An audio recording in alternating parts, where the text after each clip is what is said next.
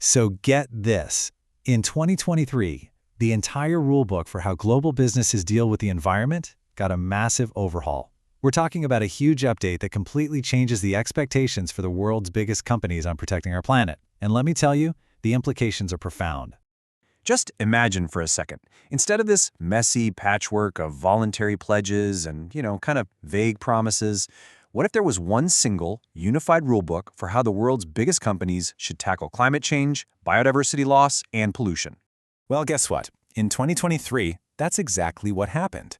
The Organization for Economic Cooperation and Development, you've probably heard of them as the OECD, they updated their really influential guidelines for multinational enterprises. And the changes, especially when it comes to the environment, are a total game changer.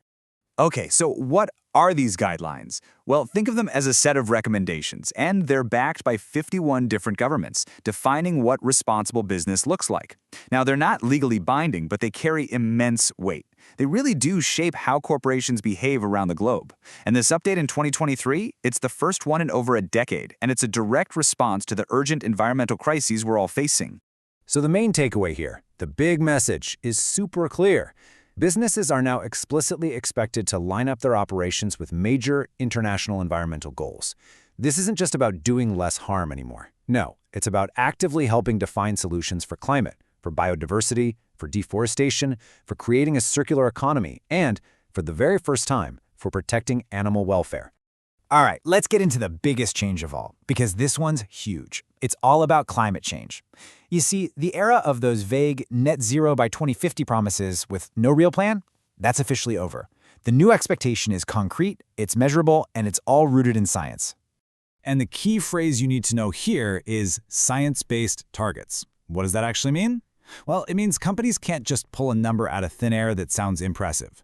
Their targets have to match up with what the science says is needed to keep global warming well below 2 degrees Celsius, just like it says in the Paris Agreement. We're talking about the best available science from groups like the IPCC. And here's the kicker. Companies are now expected to set these science-based targets for all of their greenhouse gas emissions. I mean, the whole shebang. That includes Scope 1, which is the direct emissions from their own factories and vehicles. It includes Scope 2, so the emissions from the electricity they buy. And most importantly, it includes Scope 3, and this is the big one. That's all the other emissions up and down their entire value chain, from suppliers all the way to you using their products. For most companies, Scope 3 is by far the biggest and toughest part of this puzzle.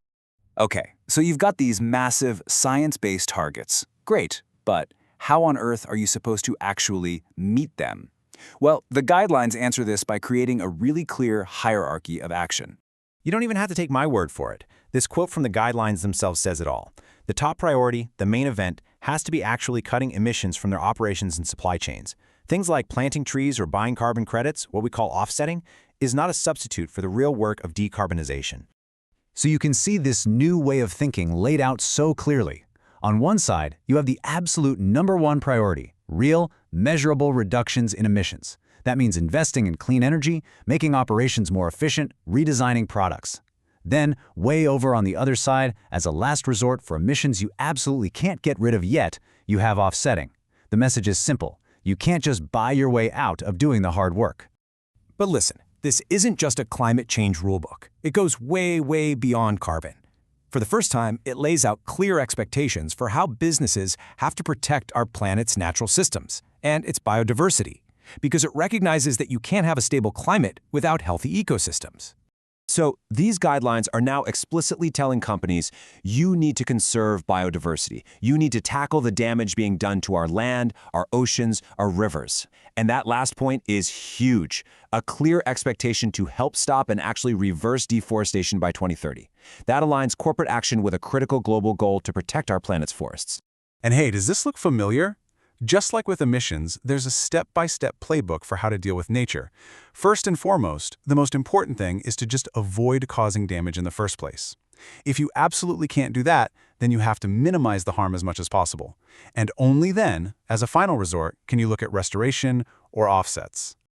All right, we're rounding the final turn. The new rules cover 2 more really critical areas: how we make stuff and, for the very first time, how we treat animals.